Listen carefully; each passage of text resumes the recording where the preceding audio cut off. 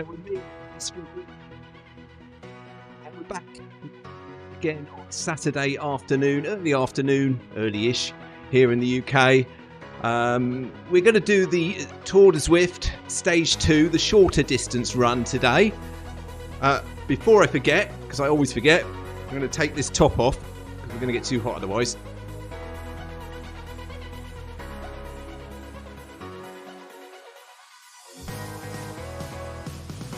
Right, and we've got about a minute to go before the run starts. If you're watching today, then why not drop a comment in the YouTube chat? Keep me company. Let me know how you're getting on this weekend.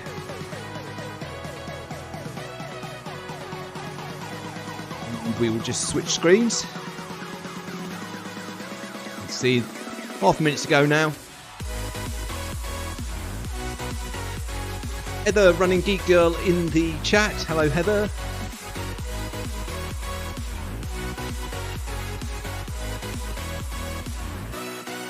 Just going to get up the speed. We're going to go at 10 kilometers per hour today.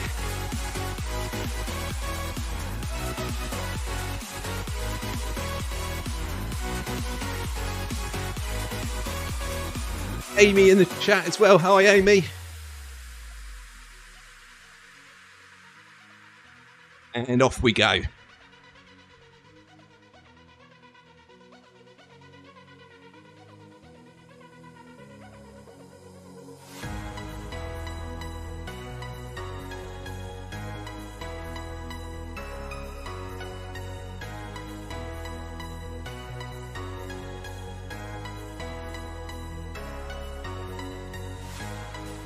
Hopefully, I always say this, don't I? Hopefully, the technology is going to be fine today. 2 weeks ago, we had a bit of a camera failure. Last week was okay-ish, but I did notice, and someone did comment, that the microphone was a bit cutting out occasionally. No idea why that happened. I'm hoping it's all okay today. I did change a few things after last week's run, and I've upgraded various bits of software that does all the live streaming. I'm hoping that that will ensure that we have no technology failures today. But if you notice anything going wrong, let me know in the chat, particularly on around the audio. Did a quick test before today's run, and that was okay. So yeah, we'll see. Having said that, because I upgraded all of the live streaming software, I've lost the functionality that puts the chat messages up on the screen. So the last couple of weeks, when you guys have been putting something into the YouTube chat, it's come up on the screen. Unfortunately, it looks like with the latest version of the live streaming software, that kind of add-on that put the YouTube chat up onto the screen no longer works, and I've not been able to find a fix for that, so we'll just have to go without that one for now. I'm sure they'll sort it out at some point in time.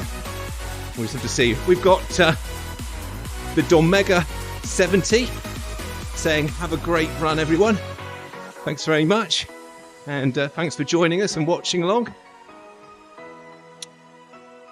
So yeah, do let me know how your running's going. Have you been out this weekend already? Either on Zwift, have you done a run on Zwift? Have you been out in the real world for any runs? Where I am here in the UK, I have definitely not been outside yet for a run. It rained heavily again last night, and I just didn't fancy running in the rain again, particularly a long run. I've been doing my long runs on Saturdays, but not this week, because it was, again, a real downpour all morning. It has stopped now. The ground is just waterlogged. So I'm going to go out tomorrow instead for the long run. Instead, I was able to get on Zwift this morning I did the longer of the two stage 2 runs this morning, and this afternoon we're doing the shorter one. So we did 9.5k this morning, also at this easy pace, which for me is 10 kilometers per hour. And then this afternoon we're adding another, I think it's 6 kilometers. Yeah, 6 kilometers for this run this afternoon. We've got Tina. Hi, Tina. Tina's saying, sadly, she has to walk the dog, so can't watch now, but have a good run. Well, thanks for those words, Tina, and do have a good dog walk as well.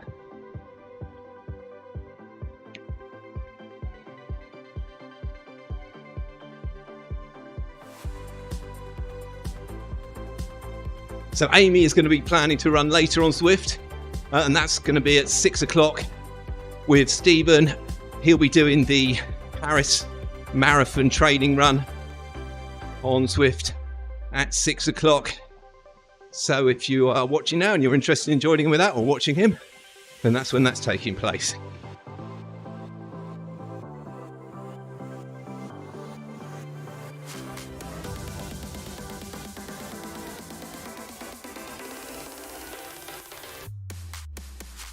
This week has all been, is that the right term?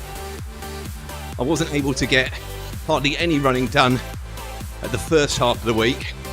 I think I got one run kind of midweek on Zwift again. So my only outdoors run this week was Friday morning. It was a very early one, 6 a.m. on the trails. Pitch black. So it was an interesting one. Pitch black, and I should say very muddy. So if you're interested to see how that went, that will be featured on my weekly training vlog over on the Here We Are Running YouTube channel. Little plug. Yeah, we got some footage of that. Not a lot of footage because it was so dark, but got a bit of footage of that and a story behind that. So that will be out on Monday morning, 6:30 UK time. He's joined us here and saying, hi Chris, enjoy the run today.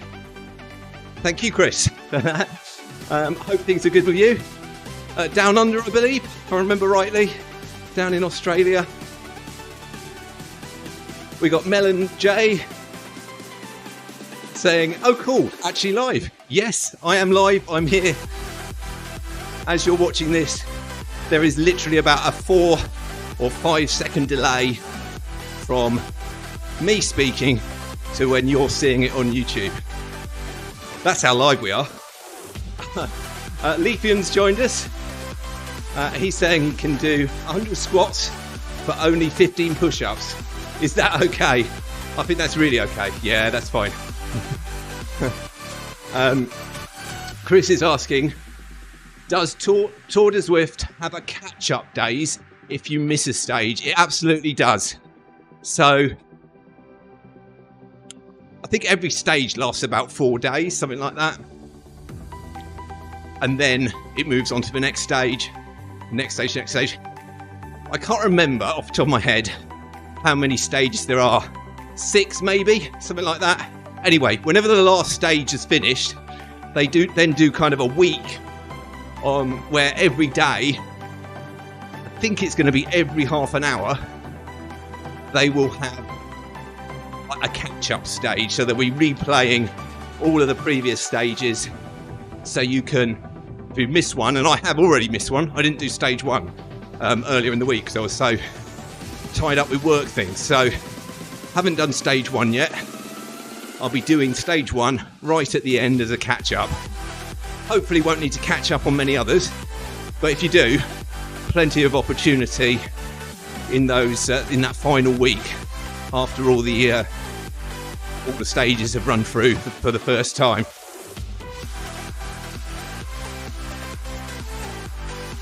Ben and Jay saying thank you for the hello. You're very welcome.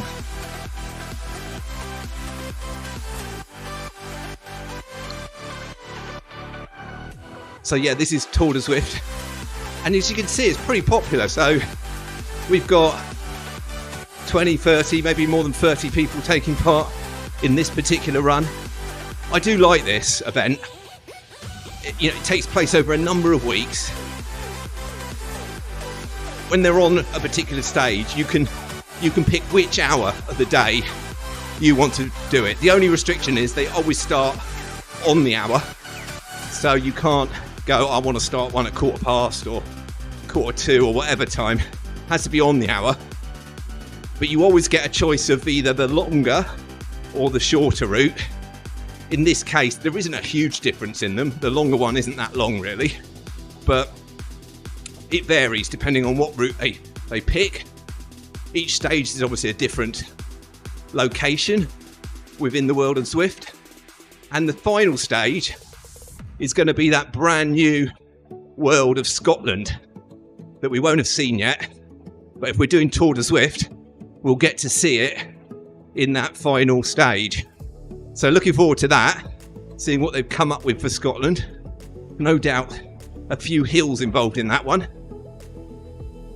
But yeah, I like it, particularly during my marathon training, because whether I'm doing this in live streaming like we are now on a Saturday afternoon, or if I'm just trying to find a point in the day where I can just hop on the treadmill in between work meetings or whatever, then I don't have to wait very long before I can find a Tour de Zwift event to get onto. And the longer ones are pretty good for marathon training as well, I find. You can, normally they're more than 10 kilometres, the longer ones, but they're sort of normally between 10 and 16 kilometres from memory. So Chris also missed stage 1 as well. So he'll be catching up in that final week on stage 1. And of course you can do each stage more than once if you want. There's no restriction on only doing it the once. And you get to wear this kit, which is unique for this year's Tour de Zwift, which I think is quite nice.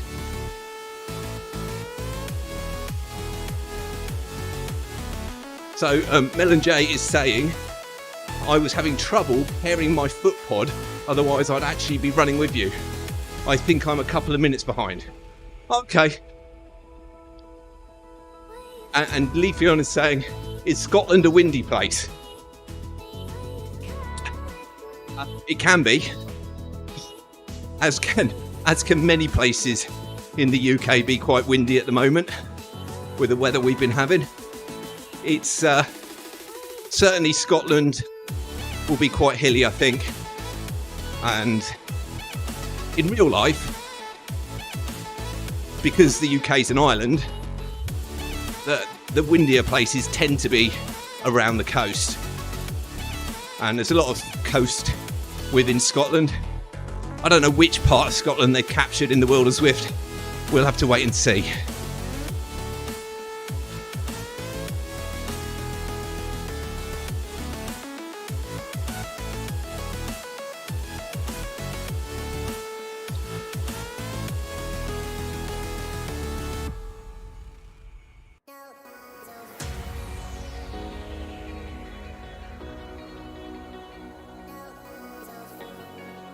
Melon J, anyway, I hope you're able to pair your foot pod the next time, and then definitely come along and join me.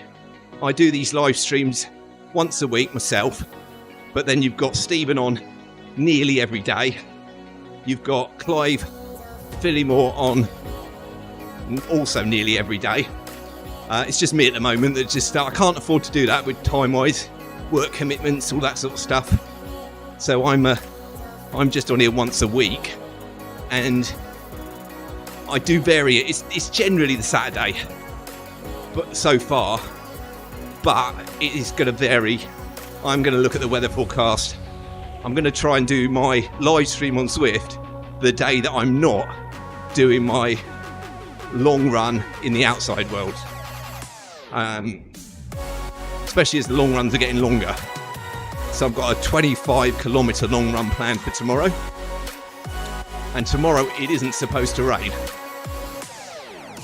Which, compared to recent long runs, is a bit of a first.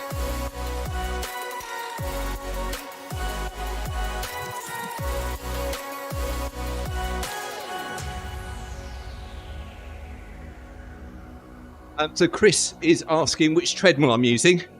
So this is the JTX Fitness Sprint 5 treadmill. It's a UK-based company. I'm not sure whether they sell them in other countries. But yeah, a UK-based company. I bought the treadmill at the start of our first lockdown here in the UK, where treadmills were really popular. I got in there fairly quickly, but still had to wait about 6 weeks before it actually arrived. And it's been really good. The only thing with this treadmill is it doesn't connect direct to Zwift. I use an app on my phone, and the treadmill talks to the app, and the app talks to Zwift. But it's fine most of the time.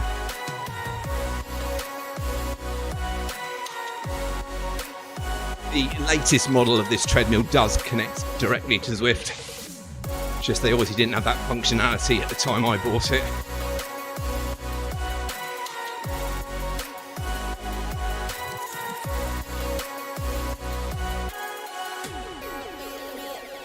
And Mel and Jay saying that'll be the rumour. Introduces visual.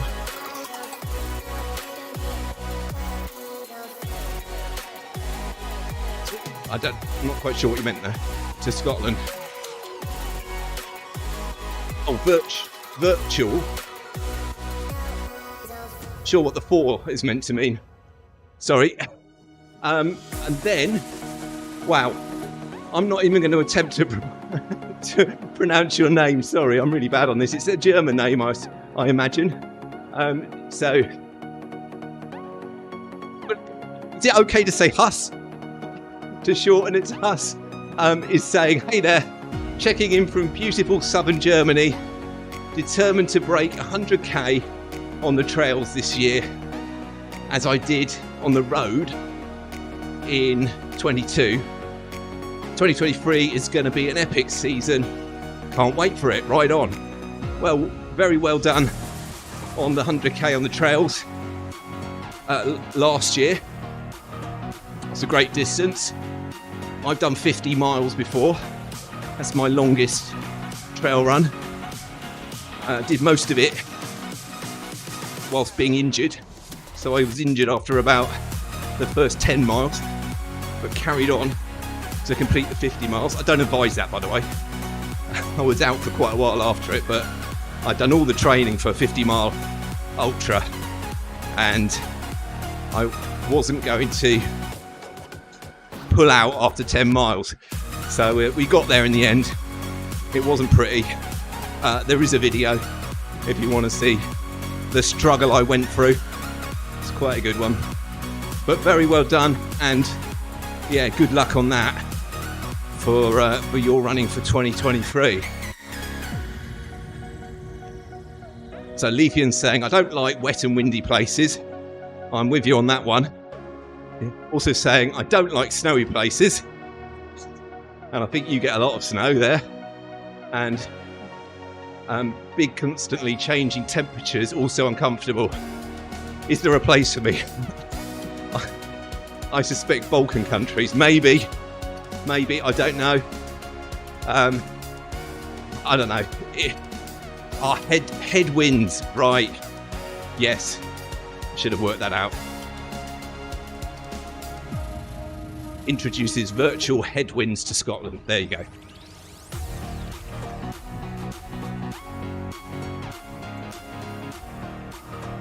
Well, the perfect place for you, Leafin, is probably on a treadmill inside somewhere where you can control the temperatures, where it doesn't rain, where there's no snow. But yeah, in the real world, it just seems that winters are full of cold or damp weather, summers are full of hot weather, and you've got that short period of ideal temperatures and dry weather in between.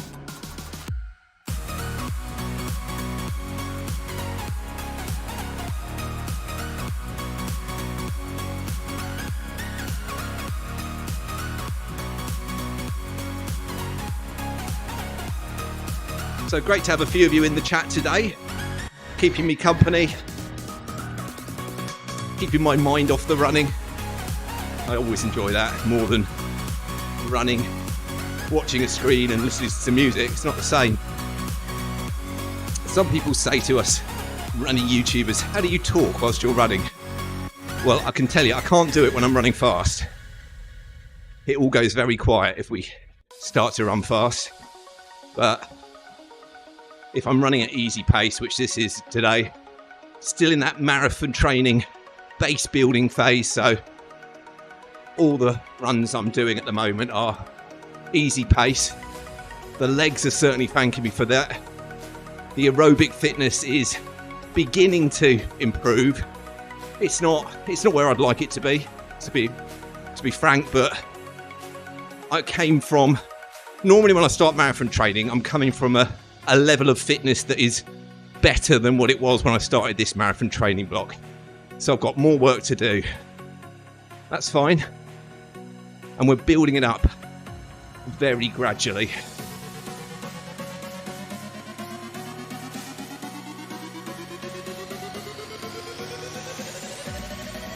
So Huss is saying, has anyone ever done Ultra Trail Snowdonia before?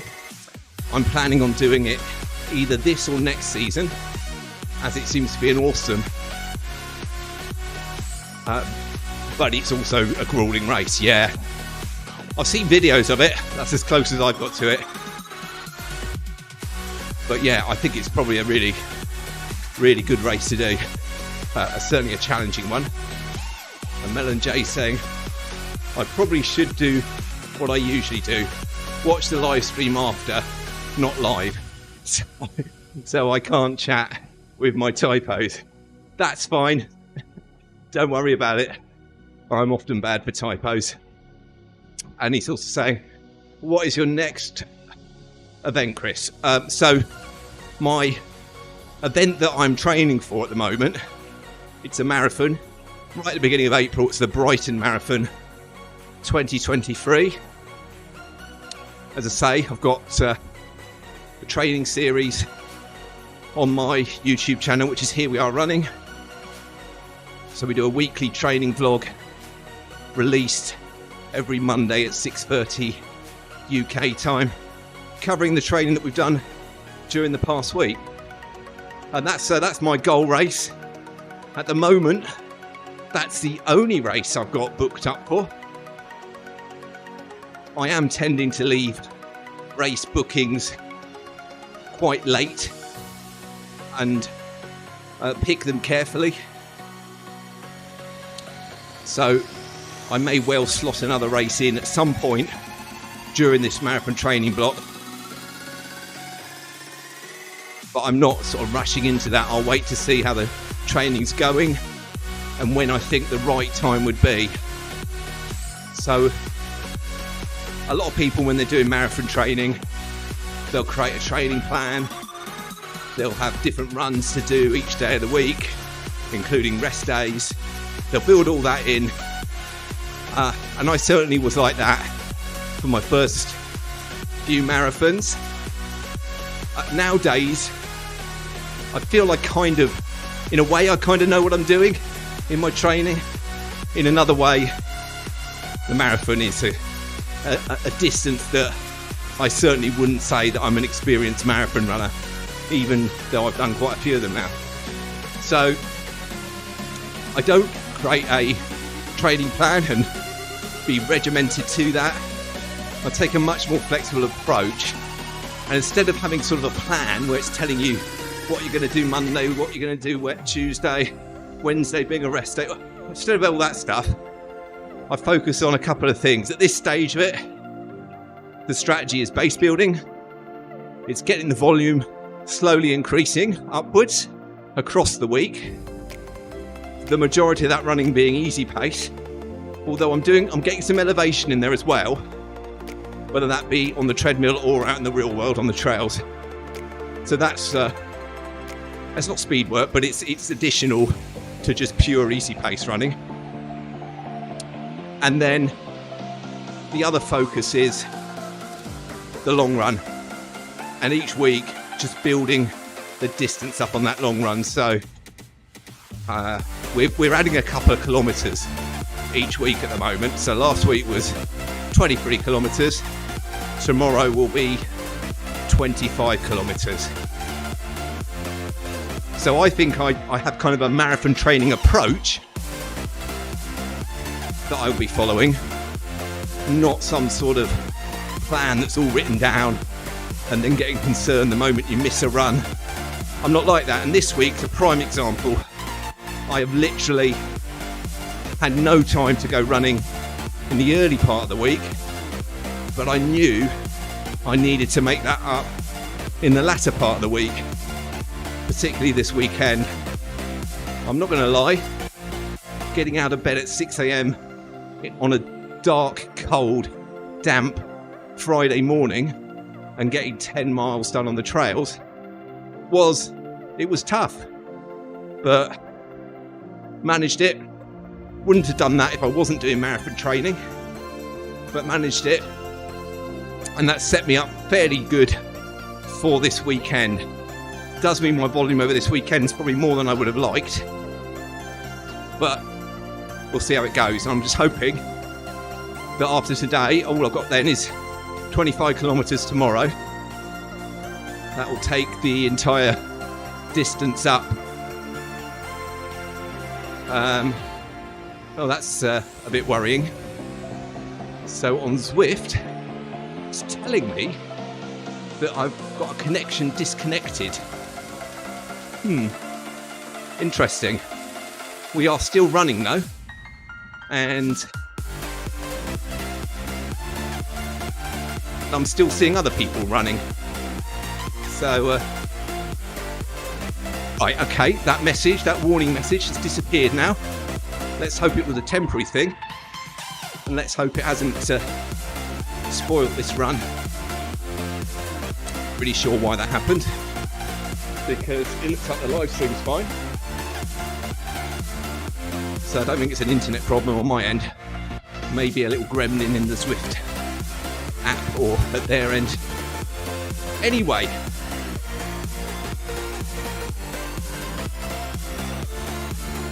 so Huss is saying, still remember my first marathon?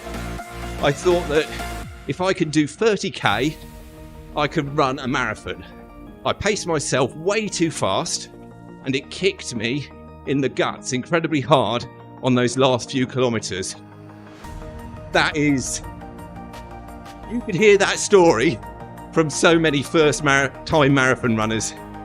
You have to go through it, you have to learn from it, and then the second time you run a marathon, you should certainly try and do things and learn from that and do things a little bit differently, and definitely not set off too fast. But I can say exactly the same thing for my first marathon. Set off too fast. Really struggled in the second half. But still, until this year, it was my fastest marathon, that first one, somehow.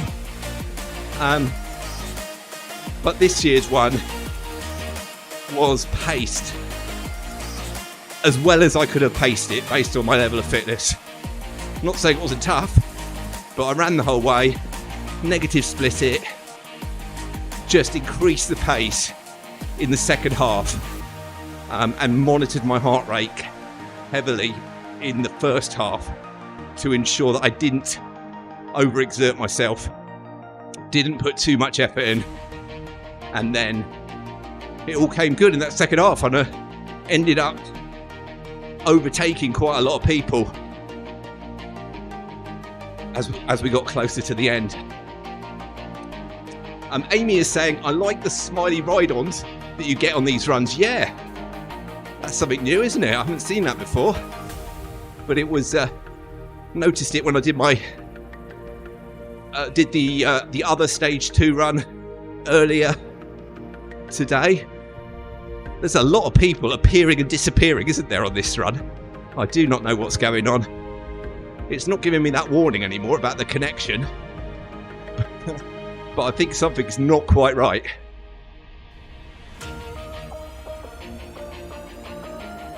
I think now we've only got less than a kilometre and a half to go. So let's hope we're going to be okay.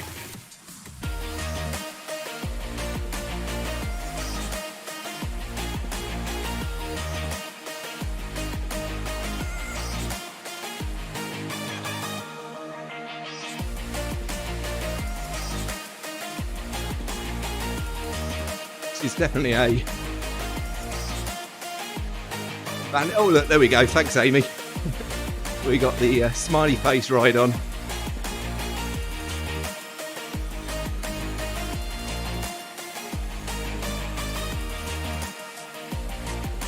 Again, keeping the heart rate within zone 2. I like that.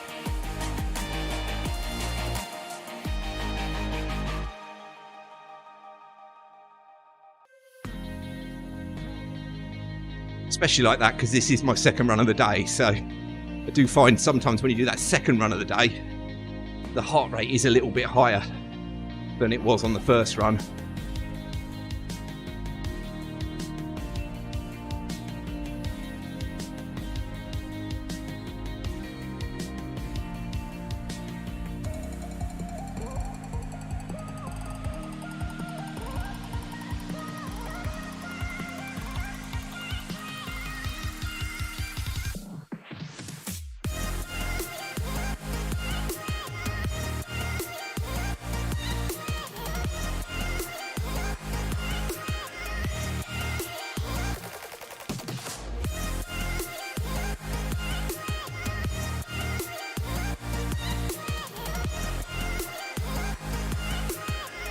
And Jace saying, laughed out loud. Agreed, Chris, and H big.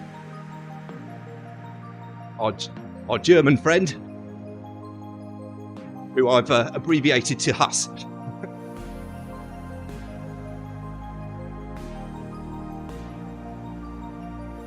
This is saying, do you know of any cross training? What's your go-to sport? You know what? Don't really do a lot of cross training. Earlier in my running life, I used to also go to a gym. So I would go on I'd do a once a week gym workout, which involved going on the various machines, including the spin bike. That all fell away really during the pandemic. I cancelled the gym membership and I've never gone back to it. So I don't do any cross training really. I do try to do stretching and everything, all that good stuff that we're supposed to do that most of us, if we were honest, probably don't do enough of, either before or after our runs, but I do try and do that. But I don't really combine my running with any other sport or activity that's going to help me with other muscles.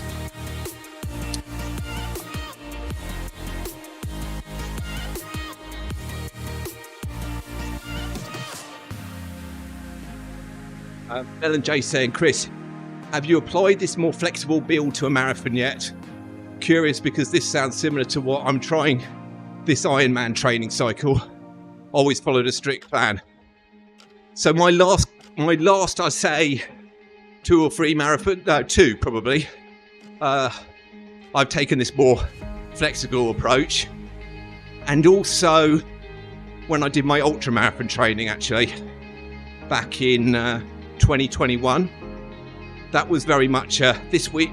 The way I approached that was building up the volume, building up the long runs, building up the elevation, because of course that was a very hilly 50-mile ultra, so I needed to focus on elevation a lot more than I would in marathon training. And those were the things that I recorded each week. So it would be how much distance, how much volume do I want to try and achieve that particular week? How long is the long run going to be? And how much elevation and am I trying to achieve for the whole week? And then just worked around that.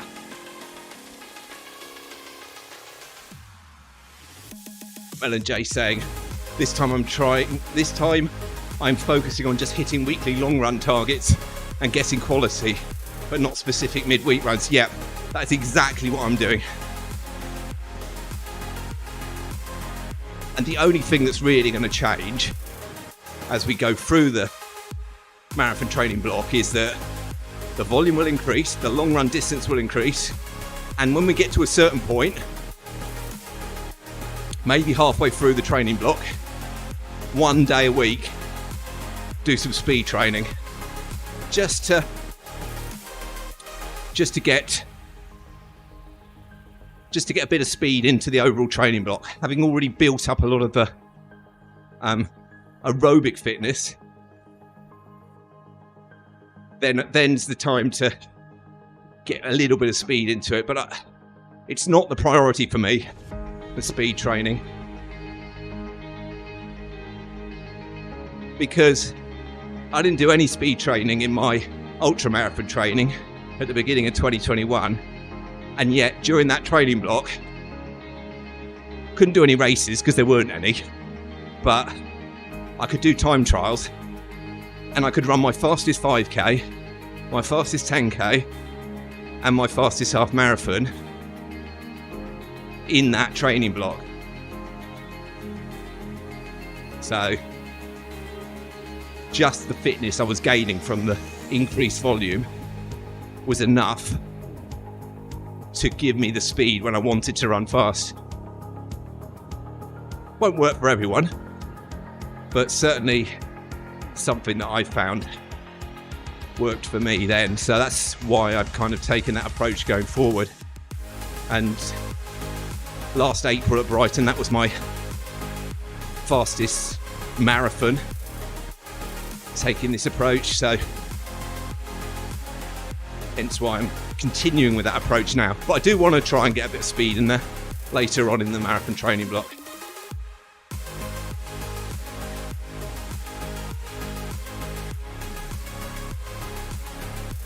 So Amy's saying, I'll be a slower runner, but I would like to aim for a 5k PB this year. And why not?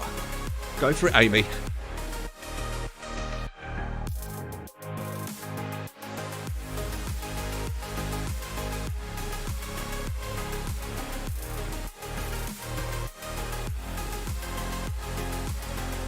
I think everyone's really capable of beating PBs. Age is all against us all, but so far I've not reached an age where I'm not capable of getting a PB. Now, I didn't start running until my middle age anyway, in my 40s, so I wasn't one of these ones that went out when they were much younger, set all their PBs, and then quite obviously can't beat them now that they're older. But managed to, hey, there we go.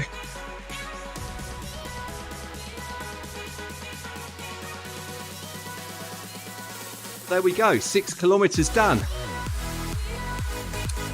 And enjoyed that. That went very quickly, chatting to you lot. So thanks again for everyone that has chatted to me in the YouTube chat. Yeah, I hope you all have a great weekend. Oh, let's put this on. There we go. Hope you all have a great weekend, whatever you're doing. If you're joining Stephen tonight, remember he's on at 6 o'clock. Or if you're going out like me for a long run tomorrow, also enjoy whatever you're doing. So thank you all again, and I shall see you next week.